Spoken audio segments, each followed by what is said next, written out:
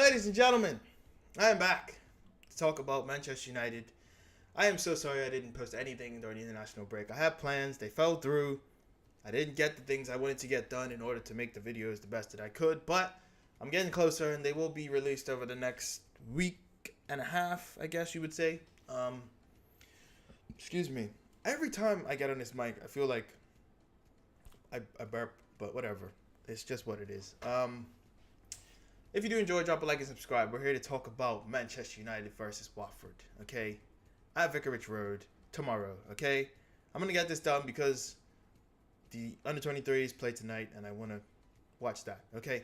Anyway, last result, Manchester United won 2-0 at Turf Moor.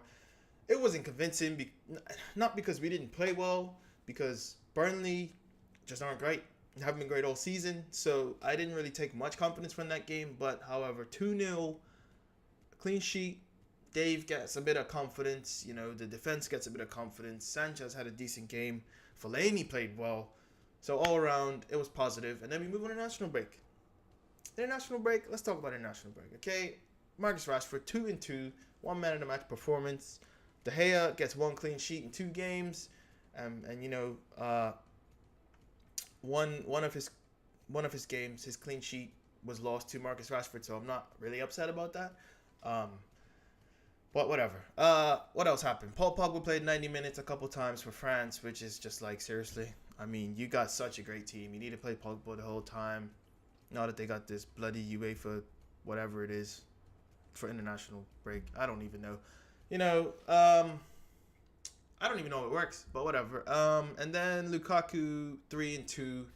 I'm not surprised. He plays for Belgium, you know, with some of the best creative footballers that are in football.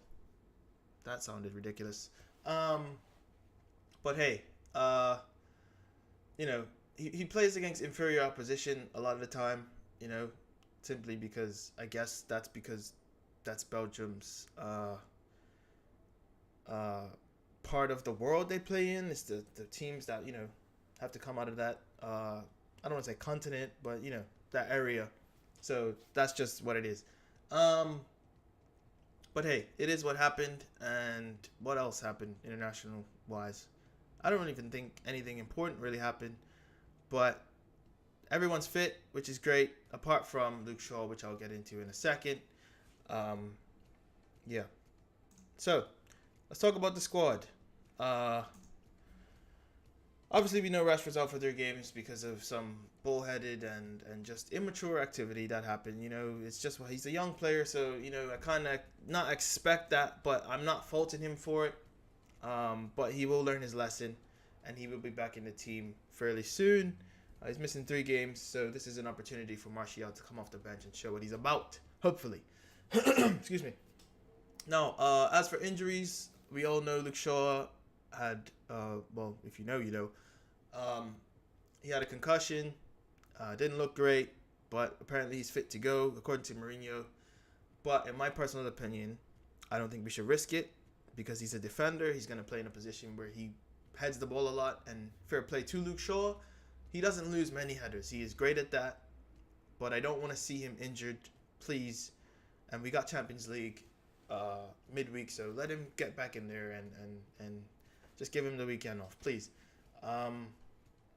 He's been out for so long. I don't want him to be out any longer. And the other 2 that are supposedly injured or are doubts for the weekend are Fellaini and Herrera.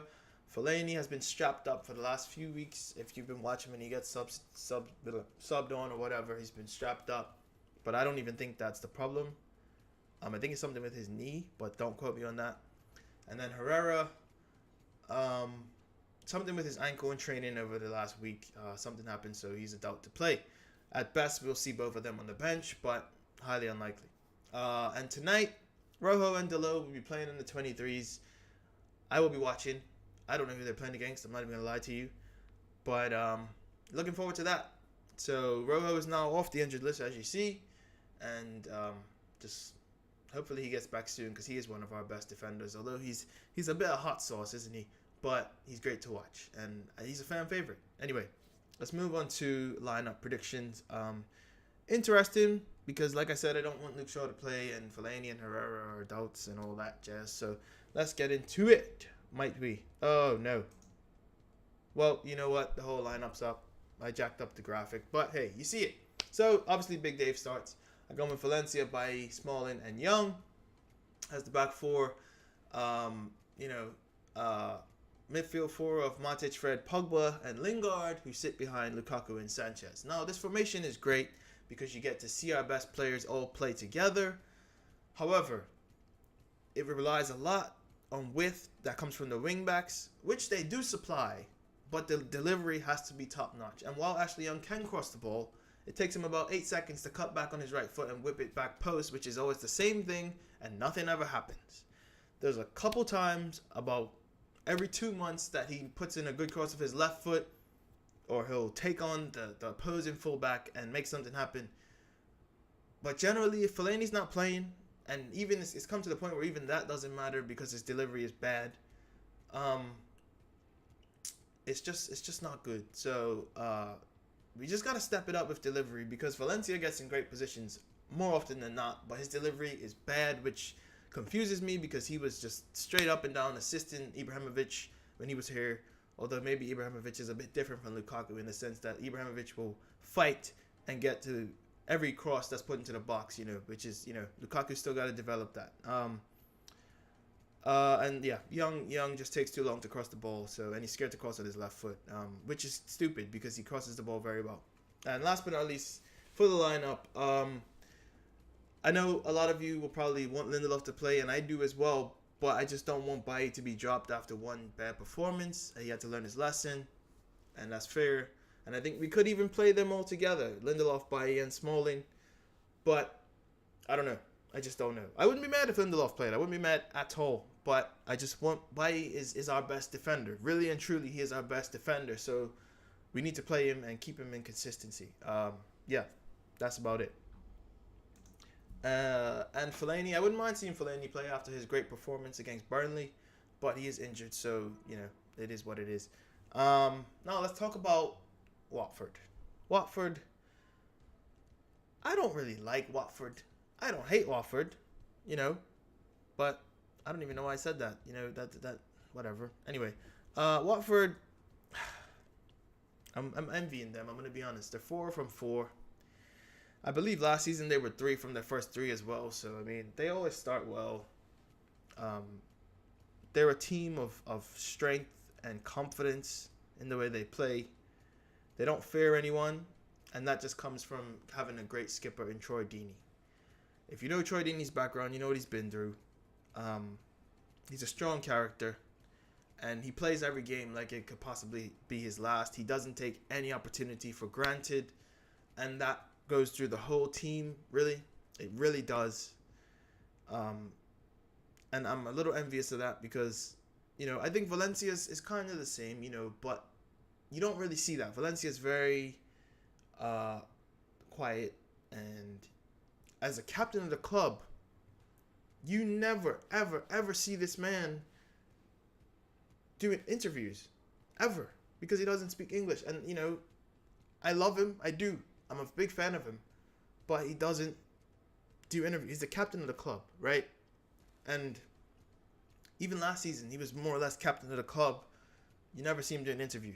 You know, that's kind of, you know, and I'm not saying I want him, you know, just to be speaking, but if he could be out in the media and saying great stuff about his boys, that is a big part of, you know, motivation and stuff. But it is what it is. Anyway, I digress. Let's go back to Watford. Watford top performers, as you see, Pereira and Holobas. Pereira is 3 goals in 4 games. He's playing absolutely brilliant. It's about time he started kicking on, really, because I was a fan of him at Juventus.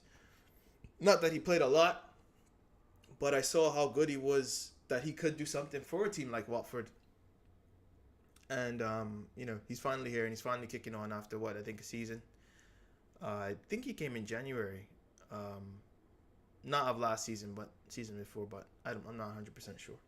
Anyway, he's class, so he's kicking on. Fair play to him. And then Holobas has 4 assists in 4 games. He's a set piece taker, so that helps. But he's just quality. He really is. He's 33 years old, similar to Valencia, in the sense that he's still kicking on, doing well. He still stays fit, and he's playing really good. but I've been a fan of him for a bit. I'm not gonna lie to you. You know, he kind of reminds me of Kolarov, who I was a big fan of before City started being successful. I'm just gonna be honest with you. Kolarov and he are kind of in the same mold. Obviously, no one kicks the ball like Kolarov. Kolarov, it just smashes him. But in terms of the quality in which he puts the ball into the box from crossing in open play or even from a set piece, just top talent. He's probably in terms of the middle of the table, the mid table teams. I would say my personal opinion is that Holobas is the best. Yeah, but you know, Watford, I think it's scary because they're 4-4 and they're a talented team. They play with confidence, and I just hope that United, because set pieces are not a strong suit for us. You know, they just aren't, or dealing with crosses in general. So Smalling has to be at his best, especially against Troy Deeney, who likes a good tussle. And if he sees that you're backing down, he will fight. He will take advantage of it. So hopefully Smalling's on his game, and he deals with him. Before I get out of here and give you the score prediction, fun fact, it's been said all over the bloody football world, so you probably know this already, but Alexis Sanchez has contributed to 6 goals in his last 5 appearances against Watford. Although all of them were for Arsenal, it's still a good stat, and hopefully he can just do anything tomorrow. You know, that'd be great. I'd really appreciate that, Sanchez. If you just did anything tomorrow, I would really, really be appreciative. So, on to my score prediction. I want to keep a clean sheet, but I think if we keep a clean sheet, it's not going to be a high score. But I also want us to score goals because that would mean we're getting in the flow of things, playing decent football, hopefully.